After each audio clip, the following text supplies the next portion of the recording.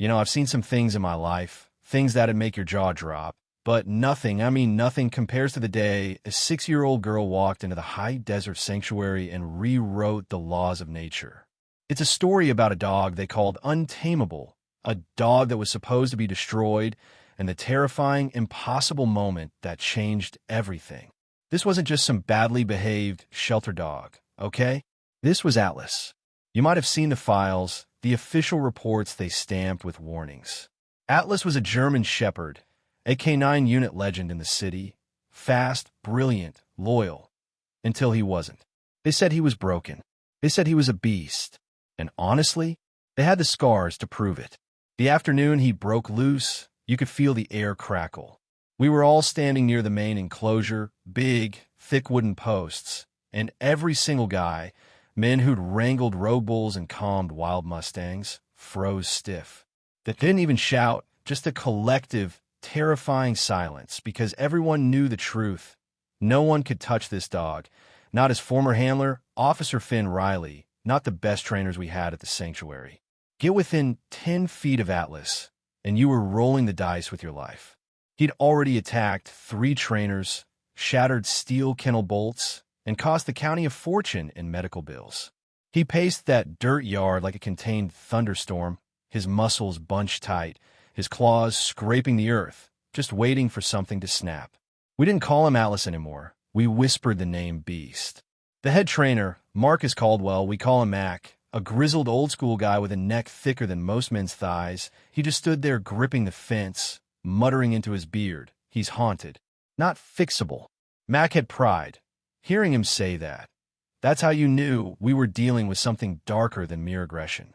Atlas wasn't a monster, but something had broken deep inside his loyalty circuit, turning every command into a trigger for panic and rage. And that's the context, right?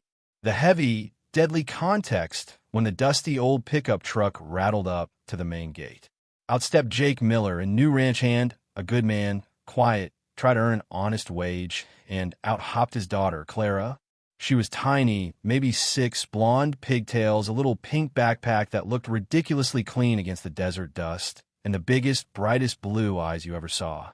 She looked at the whole sanctuary, the rusty fences, the wild horses, the huge dog pacing like death, like she was looking at a playground, not a place of last chances. Jake was cautious, immediately pulling her close. "Stay with me, Clara. This isn't the park." "Honey," he murmured. But Clara wasn't listening to her dad.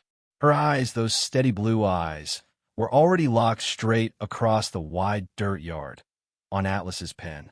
We all exchanged glances. "What's a kid doing here?" Mac looked ready to explode. "Miller, you didn't tell me you had a liability." Jake winced. "I couldn't leave her at home, Mac. I promise. I'll keep her away from the animals." But the thing is, Atlas had already seen her. His furious, rhythmic pacing just stopped.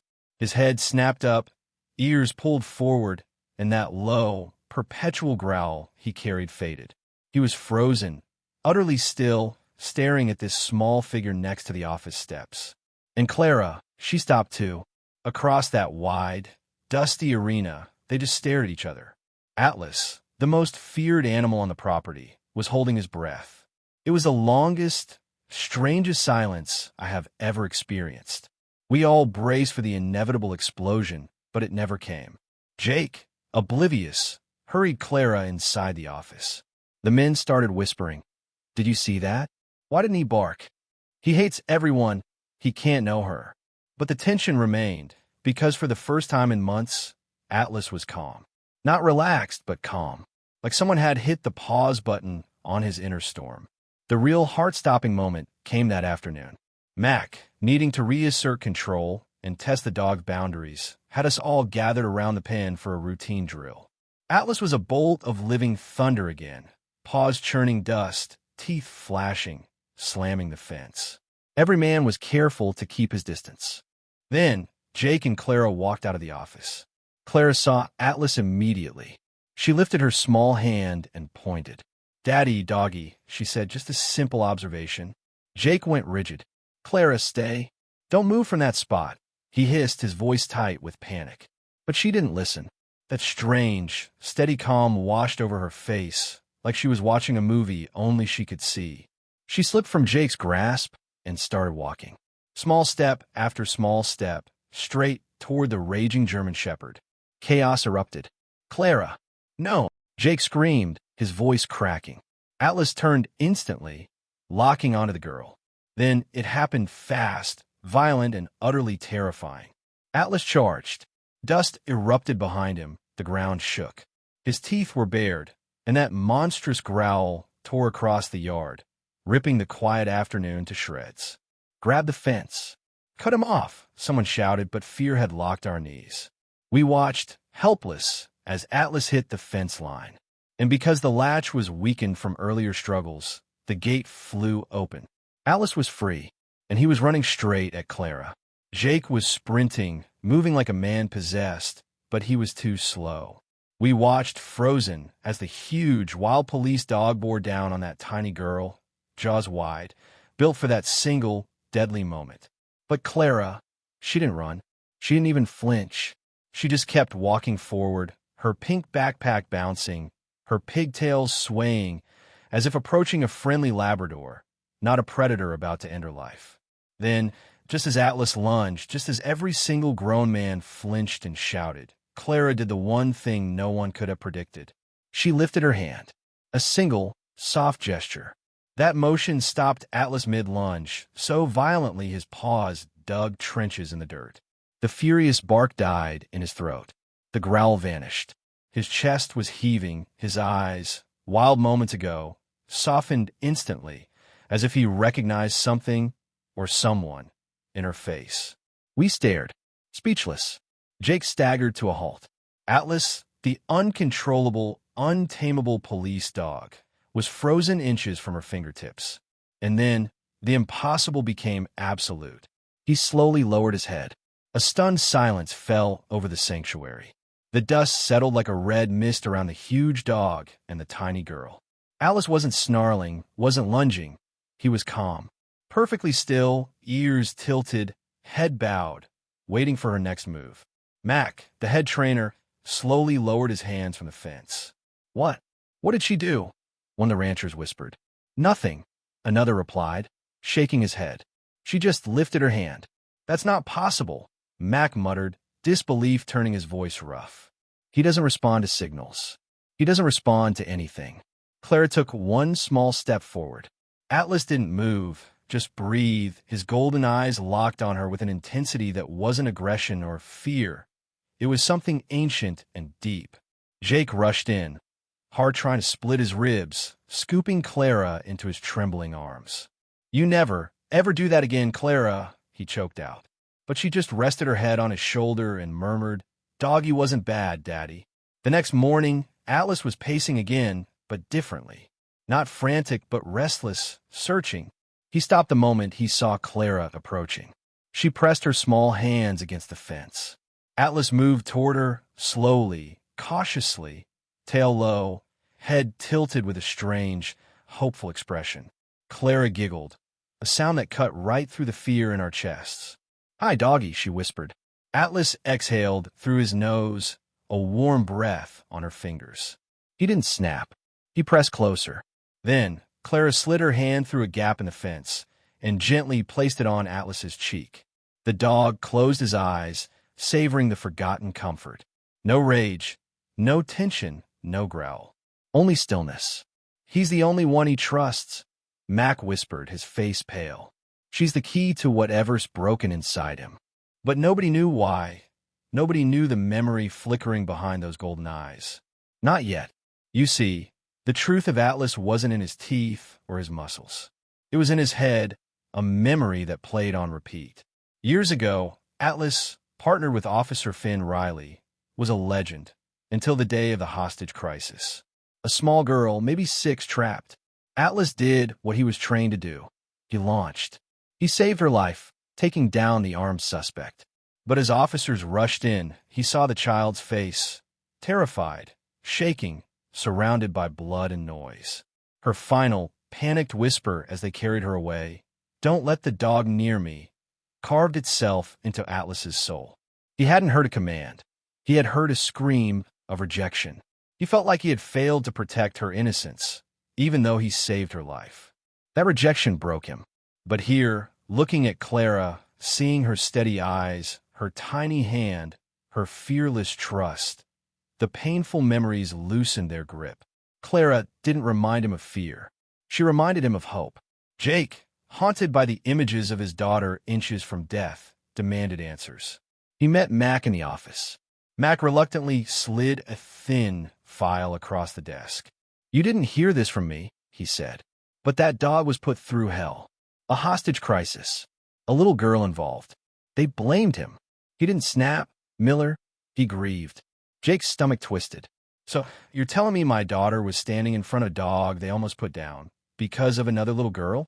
Mac just nodded, looking out the window where Atlas was pacing, his gaze fixed constantly on the barn where Clara was helping. "That girl," Mac said quietly, "is the only thing that dog responds to. You should have attacked. Instead, you listen to your daughter. That's not training, Miller. That's deeper." Jake knew then. Clara wasn't going to stay away, and Atlas wasn't going to stay away from her. The sanctuary wasn't fixing Atlas. Clara was. Then came the day of the evaluation. The county officials, 3 hard-faced men in crisp uniforms with clipboards, arrived. Their job was simple: assess Atlas, and if he failed, sign the papers. Final shot. Mac was visibly shaking beneath his gruff exterior. "He needs structure," Mac announced, strapping on protective gear. "He can't just pick a child to listen to." Atlas was led into the arena, tense, ears back. Mac yelled, "Sit." Atlas snarled, lunged, yanked the chain. Strike 1. Mac tried again. Strike 2. The men along the fence exchanged grim looks. Strike 3 meant death. Jake held Clara tight, whispering, "He's scared, Daddy." Then, before anyone could stop her, Clara slipped out of his arms, ducked under the fence, and ran across the arena. The evaluators froze. Mac froze. Jake screamed her name. Atlas, mid-snarl, froze too. His eyes locked on the tiny figure running straight into the center of the chaos. "Atlas," she whispered, barely audible. He lowered his head. Clara walked up to him slowly and placed her small hand on his cheek. Just like before, the storm melted. His body relaxed, his breathing steadied, his wild eyes softened. He sat down instantly, obedient calm, in a way Mac had never achieved. One evaluator lowered his clipboard. "That wasn't training," he murmured. "That was trust." The lead official, a cold-eyed man, slowly shook his head.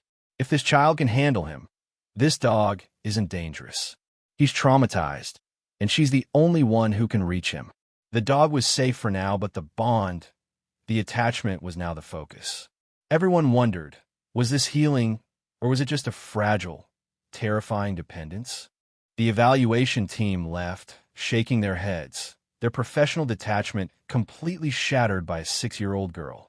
Alice was safe, but the tension in the sanctuary didn't fade. It just shifted. We all watched Mac, the head trainer, pacing his office, wrestling with the fact that all his years of experience meant nothing against a child's gentle touch. But one man didn't look surprised. His name was Ray, one of the quiet ranch hands, hat pulled low, always leaning against the far fence. Ray rarely spoke, never interfered, but now he was watching Atlas and Clara, who sat together in the empty arena, Atlas's huge head resting on her knee, with a haunted look I couldn't ignore. Later that afternoon, Ray approached Jake and Mac behind the stables, his movements slow, deliberate, like he was carrying a heavy secret. "We need to talk," he murmured, his voice gritty from years of dust. Mac crossed his arms, pride still smarting from his humiliation. "About what, Ray?" "The impossibility of a police dog being tamed by a child." Ray didn't rise to the bait. He just looked toward Atlas's pen. "About him, and about what the police files got wrong." Jake leaned in, remembering Ray's earlier vague mention of the city. "You were there, weren't you, Ray?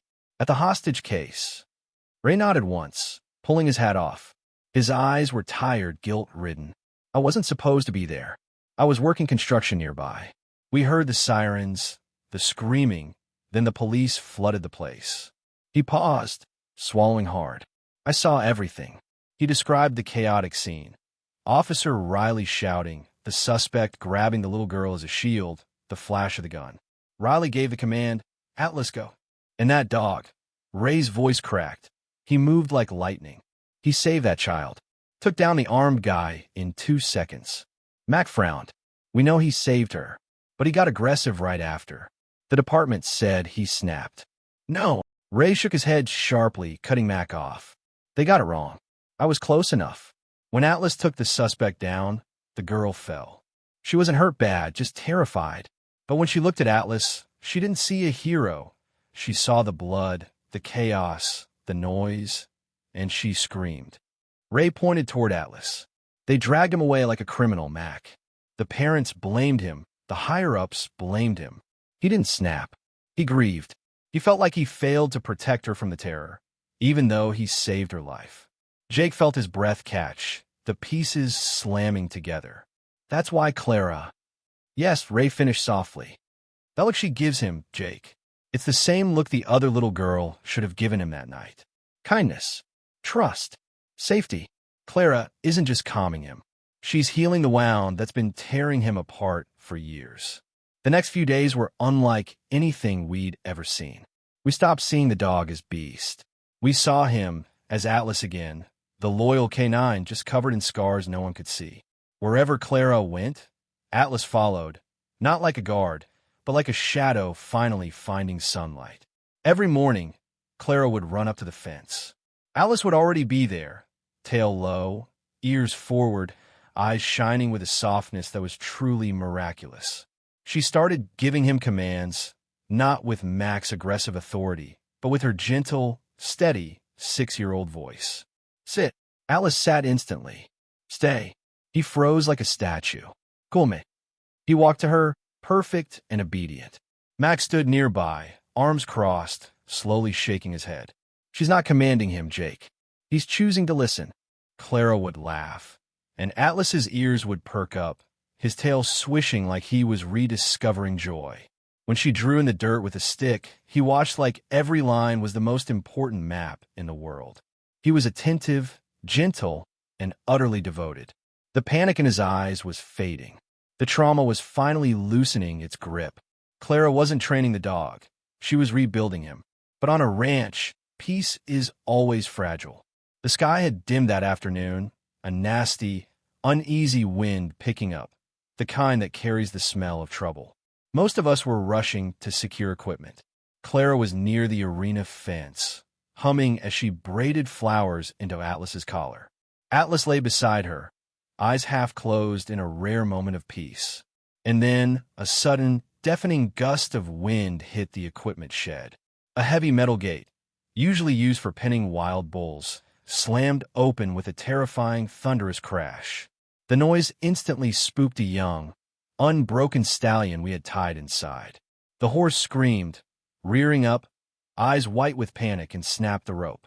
It bolted out of the shed and thundered straight across the yard, directly toward Clara. Clara, move! Jake screamed, dropping everything and sprinting. Clara froze. The horse was barreling down on her, hooves pounding the dirt in a frantic storm of noise and terror.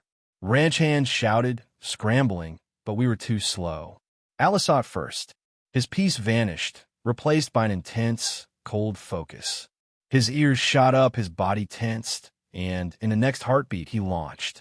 Not toward the safety of the fence, not toward Jake. He launched himself like a missile, directly into the path of the charging stallion. Atlas! No! Someone yelled, thinking he was attacking her. But he wasn't attacking. He was protecting. He slammed against the horse's front legs with a force I didn't know he possessed, knocking the huge animal off balance just enough to redirect its charge. The stallion stumbled sideways, crashing hard into a dirt mound instead of the small girl standing helpless in its path. Chaos erupted. We rushed the horse. Someone grabbed Clara and pulled her back, shaking. But Atlas didn't move. He stood, body lowered, teeth bared, growling a protective message that vibrated in the air. You will not touch her. Jake collapsed beside Clara, pulling her close, shaking violently. Are you okay, sweetheart? Are you okay? Clara nodded, eyes wide, but she didn't look at her dad. She looked at the dog. Atlas saved me, she whispered. Mac approached slowly, his face drained. That dog. He just risked his life for her, he muttered, finally understanding. Ray nodded gravely. That's what he was trained to do, Mac. Protect the innocent. He wasn't aggressive. He was loyal. Ferociously, unquestionably loyal. Alice finally relaxed, staggering slightly from the impact.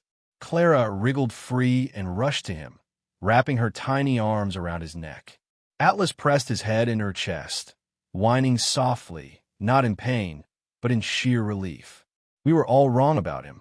Completely wrong. In the quiet, rain-soft moment after the storm passed, Mac walked up to Jake. He held out a small folder. I spoke to the evaluation team. After today, they're not labeling Atlas aggressive anymore. He's rehabilitated. Jake exhaled a breath that had been trapped for days. So he stays here? Mac looked at Clara, who was beaming, stroking Atlas's massive neck. No, Miller. He's going wherever she goes. Clara rushed into the pen, throwing her arms around the dog. Atlas rose unsteadily and nestled his forehead into her chest, the gentlest embrace possible for a dog that size. Ray tipped his hat, eyes moist. Some souls, he murmured, aren't meant to be trained. They're meant to be understood. Jake finally understood something terrifying and beautiful. Atlas wasn't just listening to Clara. He was anchored to her. Without her, he would fall apart. He lifted Clara into his arms while Atlas circled their legs protectively. For the first time in years, the wild dog had a home. Not a unit, not a pen, a family. And that's the end of the story, right? The happy ending everyone expects. But here's where I need you to weigh in. The city department, they fought this decision. They argued that AK-9 is government property, that Atlas was a weapon, and that letting a civilian child own him was a safety risk and a liability precedent they couldn't allow. The fight for custody went on for months. Max stood up for the family. Ray even testified about the original trauma, but the bureaucracy was relentless. So, here's my question for you, the one that tore our little community apart. When is loyalty stronger than law? Was Jake Miller right to risk his child's life to heal a dog that wasn't legally his? And does a dog's trauma, a service-related disability, outweigh the city's ownership claim? Tell me what you think in the comments below. Was the city right to fight for their property? Or should Atlas have always belonged to the girl who risked everything to give him peace? Let's talk about it. Hit like, subscribe, and let me know your take on justice and ownership in the wild west of bureaucracy.